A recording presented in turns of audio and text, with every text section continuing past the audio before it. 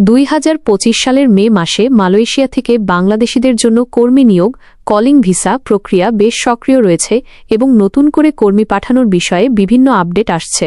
আলোচনা ও ঘোষণা। মালয়েশিয়া সরকার বড় সংখ্যায় বাংলাদেশি কর্মী নিতে নীতিগতভাবে রাজি হয়েছে এবং কর্মী নিয়োগ প্রক্রিয়ায় স্বচ্ছতা নিশ্চিত করার আশ্বাস দিয়েছে।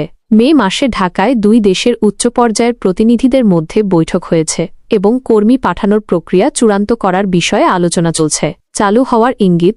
বিভিন্ন সংবাদ মাধ্যমে জানানো হচ্ছে যে দীর্ঘদিন বন্ধ থাকার পর মালয়েশিয়া কলিং ভিসা পুনরায় চালু হয়েছে বা খুব শীঘ্রই সম্পূর্ণভাবে চালু হবে। বিশেষ করে প্ল্যান্টেশন সেক্টরে কর্মী নিয়োগের বিষয়ে ইতিবাচক খবর রয়েছে।